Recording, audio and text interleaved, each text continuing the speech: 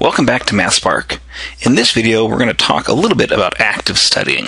So we took a look at our semester and blocked it out, putting time for our classes, for our study, for our exercise. In the last video, we talked about how to make the most out of those red blocks, how to make note-taking an active learning process. In this video, we want to talk about those green blocks, those hours set aside for you to do study. And like we did before, we'd like to apply that Polya 4-step problem-solving process to the application of study time. Let's understand the problem, devise a plan, carry it out, and look back. So let's first attempt to understand the problem. Well, if I crack open the dictionary, I find that studying is the purposeful application of one's mind to the acquisition of knowledge and understanding about a subject. And so the problem really boils down to this. How do we best use our designated green study times to maximize effective studying? In other words, how do we best use those green blocks to purposefully acquire knowledge and understanding about the classes into which we are enrolled? So now that we know what the problem is, we need to devise a plan. Since our problem is about getting the most use out of these green hours we've set aside, it might be helpful to start out by understanding your average daily workload. At the South Dakota School of Mines and Technology, a semester consists of 15 weeks of class, plus a final the following week. That means that there are 15 times 5, or 75 weekdays per semester. And you might remember that in our semester blocking, weekdays were the days that we set aside for study. So for any given class, and for any given measure of student work in that class, your average daily workload is going to be the total amount of work expected to be done over the course of the semester, divided by 75. What does that mean? Well, let's give you a quick example. Say you have a Calc 1 class. You look through the syllabus, and it says that it assigns roughly 20 problems for each of the 36 sections that's going to be covered. So let's see, that means that there's 20 times 36, or 720 textbook problems to complete over the course of a semester. So if we take that 720 divided by 75, that means that we should be doing an average of 9 to 10 problems for calculus every single weekday. So 9 to 10 problems for calculus per day. That's my average daily workload of calculus problems. So we could repeat that with the other measures of a class, the number of pages we're expected to read, the number of projects we're expected to work on. And we might have a basic chart that would look something like this. In my Calc 1 class, I need to read a half a section, about 5 to 6 pages per day, and do about 9 to 10 problems. In my Intro Chemistry class, I probably have to read one section per day, which is about 12 to 15 pages, and I'm going to have to do about 4 to 5 problems per problem set, and so on down the line. This gives you just some sort of a ballpark idea of the kinds of things you should be doing during those hours you've set aside for study. I'm going to add one extra element to all of these, which is to reread your lecture notes, what we talked about last time. It's something that's easy to overlook, but it's a good thing to have as a part of your daily workload. And as the semester goes on, there may be other things you have to add. For example, you might find out that you're going to have a 4-problem Maple Lab that's due in a month, which would mean you're going to have to work on one problem every week for that Maple Lab over the course of that particular month. Similarly, maybe you're going to have some kind of an essay due in your history class, and you've got 4 weeks to work on it. It's a 2-page essay, so that means you're going to have to work about a half a page per week for that essay rough draft. As you get these assignments done, you can always sort of cross them off and remove them from the list. But making an effort to understand what you're expected to do on average will give you some sense of what those green blocks are used for. So now that you have some idea of where you're going to need to budget your time over the semester, what can you do to make your studying effective? Unfortunately, there isn't a one-size-fits-all magic study silver bullet. However, I can give advice to help you make the most of it. First off, be consistent. Adhere to your semester blocks as much as possible. These green things that you've set aside on the schedule, you want to treat those as sacred. Those are times you're going to use for study. If you have an hour set aside for studying, then you study for that hour you've set aside. Next, review and remind. Start each week by re-examining your daily workload to add new commitments, such as labs or essays, to remove old ones that you've completed, or to prioritize your study. For example, if you've got an exam happening earlier in the week for English, then you might want to focus your English study earlier on in the week. But each week, go through and understand what it is you need to do, and what things you need to focus on sooner rather than later. So now that you know when you're going to work and what you need to work on, Get yourself ready to study. Remove distractions, the things that would prevent you from focusing your mind on your subjects. That would include finding a good place to study, a setting that will keep your mind focused on what you're doing. On campus, there's the Devise Library, which has several floors of quiet tables at which you may work. The Surbeck Center lobby and the area below are a little bit more active student study areas.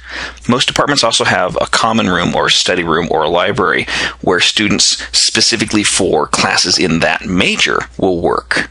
Like I've said before, this isn't one size fits all. If you need quiet, go to a library. If you need the background sound of people clinking around, then maybe a coffee shop is your place to go. But you want to find a place that's conducive to you getting work done. Beyond that, take that telephone out and turn it off. Shut the wireless off on your laptop. If you're in your dorm room, turn off the television. Turn off any of the things that will pull your attention away from studying. These green blocks that you've set aside are not to update Twitter or Facebook or Bebo or to play World of Warcraft or anything else. It's for you to study on your classes. So do whatever it takes to help get your focus there. For some people, turning off electronic noisemakers and working in a quiet place is actually a distraction in and of itself, and they need other people to bounce ideas around. And if you're one of those people, excellent. Form a study group. Get a bunch of people who are part of your class or part of your major who will work on their assignments at the same time. This isn't a group think kind of thing. This isn't getting 4 people together so that each person only has to do 1/4 of the assignment. This is 4 people who are studying together, who are there to remind each other to get back to work, to ask questions about each other, to make sure that they're understanding. A good study group is one of the most effective ways to get some knowledge about a class, and it's a great way of making networking connections for the future as well. So you've got your hours set aside, you know what you need to do, you've found a place and perhaps people to work with to get it done. This next piece of advice then might sound a little bit contradictory, but bear with me for a second. Don't forget to take breaks. Cognitive science shows that if we plot the amount of knowledge we gain from studying over time, the longer we study, the more we learn, but it's not linear. As we study longer, we get less and less information out of that. There comes a certain point where we're just not learning anything more. Our brain has sort of been saturated. In cognitive science, this is what's known as the startup period of study, and then the stationary period, where you're just not learning anything anymore. Once you get past that stationary period, whether you study for an additional 10 minutes or an additional 10 hours, you're really not going to get anything else out of that. So what you need to do is you sometimes have to take a break. When you've hit that stationary period, take some time out and just do nothing. Watch SpongeBob on TV. Go and update your Facebook finally. Go and text your boyfriend and or girlfriend. At the end of that break, when you resume back on, you'll end up being back in a startup period again. And so you can actually boost the amount of information you retain over a longer period of time by essentially starting another secondary startup period. Now, how long your startup period is varies from person to person. However, a reasonable starting point is to give yourself a 10 to 15 minute break for every 45 to 50 minutes of purposeful studying that you do. So, for example, on this block here where I've got a 2-hour stretch of study, I'm going to go and take some split in the middle there. Get myself a soda, watch a little bit of TV, just sit back in the quad and stare at the clouds, and then I can come back to studying. I may continue with the same subject, maybe I'll switch over to something else, but I'm going to take that break there. Similarly, in this morning hour-and-a-half session, I might put myself a good 45 minutes of study, take a break, and then I'll have a second 45-minute period afterwards. So what should you be doing as you study in these 45 to 50-minute blocks of intense work? Well, don't forget to review your notes. It gets lost in the shuffle over and over again, but it's one of the best ways to keep track of things. Take the notes you had from last lecture that you went to and annotate those notes the way we talked about in video 7. That 1/3 margin technique is also a useful method for doing reading assignments, except instead of annotating and making summaries of what you've read, which is effectively what the notes are, is you would put questions about the reading on the side. What do you think the teacher might ask you, or what would you like to ask the teacher about? Once you've finished doing a review of your notes for a particular subject, get to doing your homework. I mentioned this in the 5th video, and I'll mention it again here.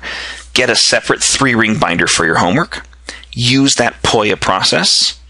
Part of the POIA process will be always writing down the problem in its entirety, which will save you immense turmoil on exams. Always check your work, and always be presentable. Take time and effort to make the homework look well. Finally, my last piece of advice. Do your homework. I don't care if it's not worth a lot of points. I don't even care if it's due. Homework. The problems that the instructor has pulled aside specifically for these sections are the kinds of things the instructor thinks are important for you to master this material. You need to do it. Whether or not it directly counts for points in your final grade, it will certainly count towards your understanding of the topics that will be tested on you when it comes to exams. So do your homework. So keeping these 9 things in mind, devise your plan for study. And it might be a plan that you have to devise on a week-by-week basis, and that's completely fine. Once you've got that plan, carry it out. And this is something that only you can do. However long your plan lasts, is it a semester-long plan, is it a week-long plan, make sure that you're constantly going back and looking at how that plan is working. How long does it take you to read an assignment? How long does it take you to do a math problem? This will help you budget your time better. Maybe you're going to go and need to dedicate longer stretches to reading if you're a slow reader like me. In future videos, I'll talk about methods that we could use to carry out the plan of study, how we can use the technology of the tablet PC to make note-taking, homework solving, checking our answers a more effective experience. But the reason we're doing all of that homework and study is to understand the material in the class, and how we show that we understand the material in the class is by taking exams. And so next time, I'm going to talk a little bit about how you should be preparing for exams. And believe it or not, that's not something you do the night before or even the week before. That's something you're doing for the entire month that leads up to an exam. And so I'll see you next time.